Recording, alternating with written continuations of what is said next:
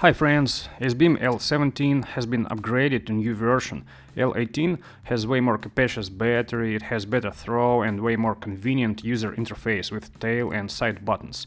And if you like L18, check below video, there are links to stores where you can buy it and promo code to save some money on this purchase. And of course, don't forget to subscribe my channel and click bell not to miss new review, as I've prepared something extraordinary for you. The ultimate light Canon Super Lumen Beast with the maximum throw ever. It is giant, it is damn expensive, and it has a throw of 3000 meters. And now let's get back to L18. It's usually excellent package with good printing. If you buy a flashlight as a gift, you will not be ashamed. The kit includes the flashlight itself, a charging cable, a holster, a lanyard, a spare button and O-rings. The holster is good. In general, Acebeam always has good holsters, like almost any other things they produce. And here's the flashlight itself. With it 15.5 millimeters length, it fits well into the dimensions of a relatively compact long-range flashlight. There are of course shorter models, but there are also way larger ones.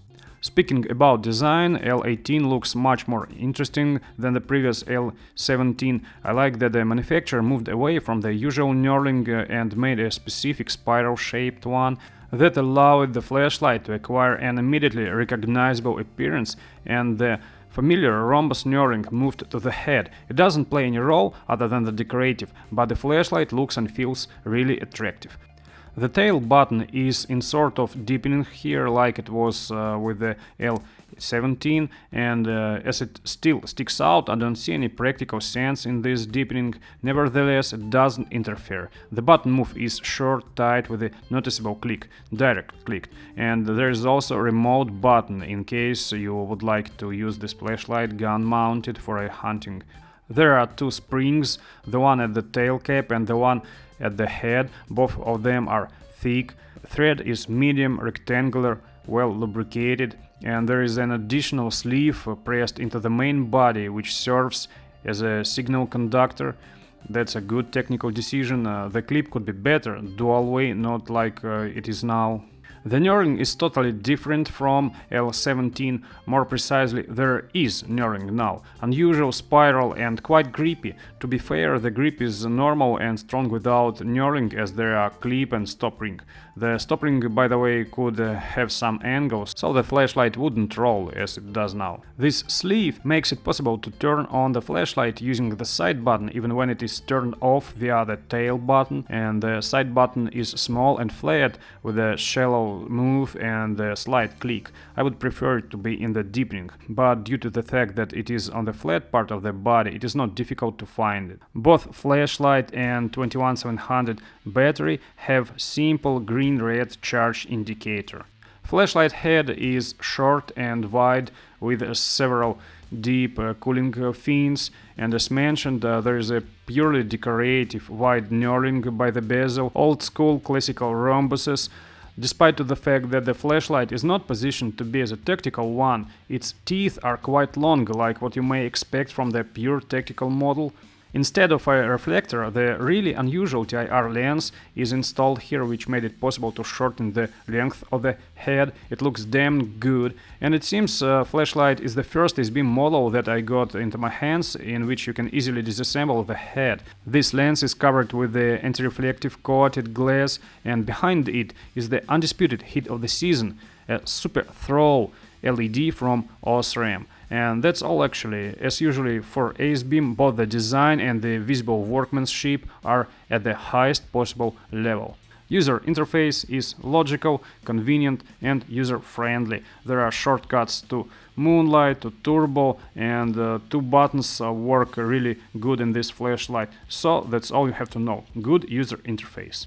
The brightness is fully stabilized, and cheap $4 lithium color battery proved to be no worse than the brand one that cost $20. I should also mention that the runtime is definitely shorter than the stated one, and the turbo should be 2 times brighter than the high mode, but in reality my luxmeter shows that the turbo is about 1.5 times brighter, so it is around dozens hundreds lumens. But as you will see, even with such a brightness, The flashlight gives an amazing throw comparable to what could be expected from the overclocked XHP35 in much larger reflector. The light is cold white. Here this Acebeam LED doesn't have the choice of color temperature. I would of course prefer sort of 4000 kelvins or at least 5000 kelvins for better penetration of dust and fog. And there is no green and red versions like the L17. Side light is just what you expect from such a long range piercer, excellent focusing in the center with a dim side light. And the difference with the previous model L17 is also clear as well with the classic Convoy C+ XPL High. That is what you exactly can see right now. In short, the throw is great. The mid-first mode with its 10 hours of runtime will give you a clearly visible light at the distance of 200 meters. And here is my overall impression. Acebeam L18 is a logical step forward from the L17. Due to an insignificant increase in size, the flashlight received a radically more capacious battery. User interface has become much more convenient, retaining all the necessary shortcuts to the turbo and moonlight. And for those who are looking for a powerful, long-range, gun-mounted flashlight, Acebeam made a 3 buttons remote button, which gives full access to everything, strobe as well. Acebeam didn't follow the curved path of Nightcore and Alight and didn't tie the user to some of their brand super expensive proprietary battery.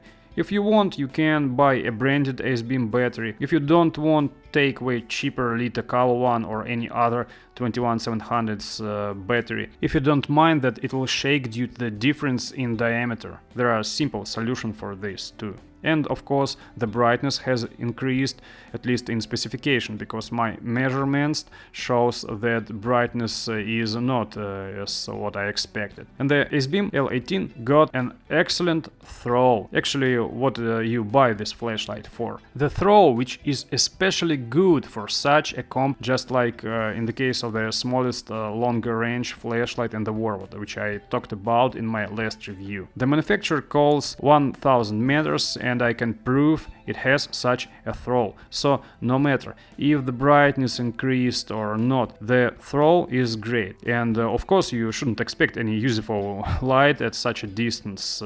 In general, in the overwhelming majority of cases you will not have any need even for high mode. Each of 2 medium modes will cope with a bang at a distance of 200-300 meters. What else is good? There is a full brightness stabilization. This, however, may be disadvantages in some situations. The flashlight pulls out the brightness to the left and doesn't go to the lower mode but simply turns off, leaving you a very short time to turn on the low mode again just to switch for a new fresh battery. So I definitely recommend taking a spare battery along with you. And the last advantage so desired by the majority is that L18, like L17, has the price that is frankly affordable for a brand novelty. It is clear, of course, that even so, this is not a budget long throw flashlight. It is not sort of Sophirn or a Convoy, taking into account what you get in terms of appearance, convenience and functionality. Acebeam L18 will cost you significantly less than what the main brand competitors would have asked from you. The price of the kit without battery is around 50-60 bucks, depending on where you buy this flashlight from. So I really believe that is a money that you can afford for brand new model. The most of brand competitors would offer you a simplest EDC model for this price. And some disadvantages just to keep the review balanced, and I really believe that all of them are quite minor. The real runtime is shorter than the stated one. I've measured several times and the time is also shorter than in the specs. And the direct measurement with the luxmeter shows that the maximum brightness is lower than the declared one. It would also be nice to make the clip dual way and add flat sides to the stop ring so that the flashlight will not roll. That is actually all. If watching my review impressed you and you would like to buy this flashlight, just check below video for links to stores where you can buy it and for promo code to save on your purchase. And if you already have this flashlight, I appreciate if you share your opinion with other viewers.